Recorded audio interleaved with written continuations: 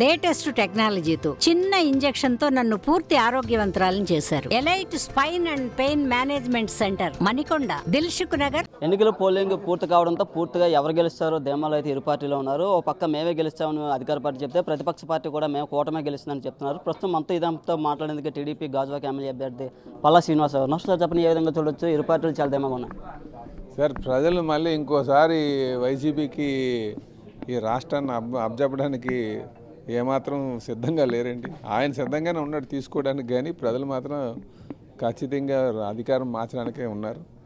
నేను చూసాం కదా, ఈరోజు ఎక్కడికి వెళ్ళినా సరే ప్రజలు అందరూ కూడా మార్పు తేవాలి, మళ్ళీ రాష్ట్రాన్ని మళ్ళీ మనం పునర్నిర్మాణం చేసుకోవాలి, పిల్లల భవిష్యత్తు కాపాడుకోవాలి, రాష్ట్రాన్ని మళ్ళీ మనం క్యాపిటల్ నిర్మాణం చేయాలి అన్న ఆలోచనతోనే ప్రజలందరూ కూడా మార్పు వైపే చూశారండి. కూటమి అధికారంకి వస్తుందని మేము చాలా నమ్మకంగా ఉన్నామండి. వైసీపీ నేతలు ఖచ్చితంగా చెప్తున్నారు మేమే గెలుస్తాము, విశాఖ రాజధాని అయిపోతుంది అంటున్నారు. లేదండి, ఇది అలా ఇంకా 175 వచ్చేస్తామని కూడా అన్నారు కదండి ఆయన. కనుక ఇవన్నీ పగడకలకు అంటున్నారు. రేపు ప్రజలు ఖచ్చితంగా వాళ్ళ ఓటు ద్వారా బుద్ధి చెప్పడానికి చెప్పబోతున్నారు. మీరు రేపు బూతులు ఓపెన్ చేసిన తర్వాత మీకు తెలుస్తుందండి. మీరు ఈరోజు లక్షల సంఖ్యలో ఇతర రాష్ట్రాల్లో ఉన్న వాళ్ళందరూ కూడా వచ్చి ఓట్లు వేస్తారు. తెల్లవారు 6 గంటలకే పెద్ద లైన్స్. ఎందుకంటే ఈ రాష్ట్రాన్ని కాపాడుకోవాలి, భవిష్యత్ తరాలను కాపాడుకోవాలి, ఈ రాష్ట్రాన్ని పునర్నిర్మాణం చేసుకోవాలి అనే ఒక ఆలోచనతో ఉన్నారండి. ఈ దోపిడీని అరకట్టాలి, రాజధాని లేనటువంటి రాష్ట్రానికి మనం మళ్ళీ కాపాడుకోవాలనే ఒక ఆలోచనతో ప్రజలందరూ ఉన్నారండి. చాలామంది అధికారులపై కూడా వేటు వేశారు, కోడలు అందించారని ఏ విధంగా చూస్తుంది?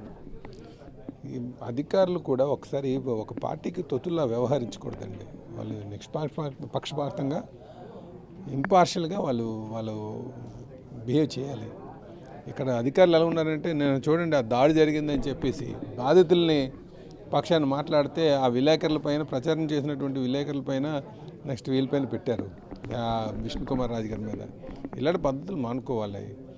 ఎప్పుడు కూడా ఎవరైనా సరే మానవతా దృక్పథం మీద బాధితుల పక్షాన్ని ఉంటారు. ఆ బాధితుల పక్షాన్ని ఉండేటప్పుడు వాళ్ళ ఆ వాక్ స్వాతంత్రం లేదు, వాళ్ళ పక్షాన్ని ఎవరు ఉండకూడదంటే ఎలాగవుతుందండి?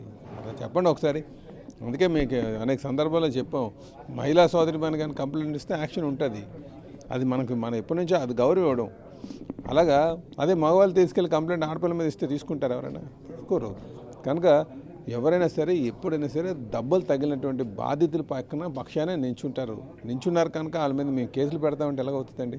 సుమోటోగా మరి సుమోటోగా కేసులు పెట్టేటప్పుడు మరి చంద్రబాబు నాయుడు గారిని అడ్డుకున్నారు అక్కడ ఎయిర్పోర్ట్లో. మరి అప్పుడు సుమోటోగా పెట్టరా సాక్షి పేరు మీద?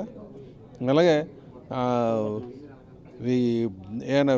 ఎవరు సుధాకర్ అనుకుంటండి, ఆయన లైన్లోనే ఎమ్మెల్యే కొడితే ఎన్ఆర్ఐని తిరిగి ఎన్ఆర్ఐ కొడితే సాక్షి పేపర్లో ఏమొచ్చిందండి? సాక్షి సుధాకర్ తిరిగి కొడిసారని చెప్పి రాస్తారు. సో ఇలాగే ఆ పిల్లలు రామకృష్ణారెడ్డి అక్కడ కూడా వాళ్ళ అనుచరులు ఇంట్లో బాంబులు దొరికితే సాక్షి పేపర్లు వచ్చి టీడీపీ అనుచరుల ఇంట్లో బాంబులు దొరికాయని రాస్తారు. మరి వీళ్ళ మీద కేసులు పెట్టరా? అలాగే నారాసుర రక్త చరిత్రని సాక్షి పేపర్ రాస్తారు. సీఎం గారి భార్య అయినా సీఎం గారి పేపర్ అయినా వాళ్ళ మీద కేసులు పెట్టరా?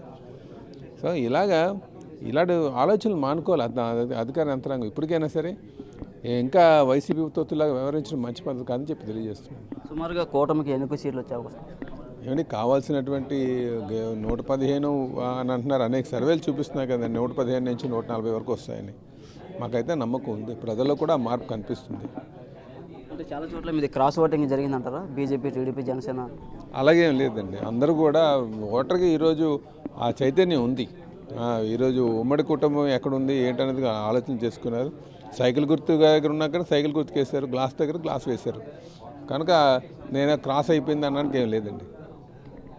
పల్లా శ్రీనివాస్ గారు చెప్తున్నారు పూర్తిగా అయితే వచ్చేది కూటమి ప్రభుత్వం అని. ఇరు పార్టీలు అయితే చాలా ధీమాగా ఉన్న పరిస్థితి ఉంది. ఒక పక్క వైసీపీ మేమే గెలుస్తామని అది వాళ్ళు చెప్తుంటే, కూటమి కూడా మేము గెలుస్తామని చెప్పి ఈజీగా అన్ని సర్వేలు కూడా మాకే అనుకూలంగా ఉన్నాయని చెప్తున్న పరిస్థితి ఉంది. మరిన్ని వీడియోస్ కోసం ఛానల్ ని సబ్స్క్రైబ్ చేయండి, లేటెస్ట్ అప్డేట్స్ కోసం వాట్సాప్ ఛానల్ ని ఫాలో చేయండి, అండ్ లింక్ డిస్క్రిప్షన్ లో ఉంది.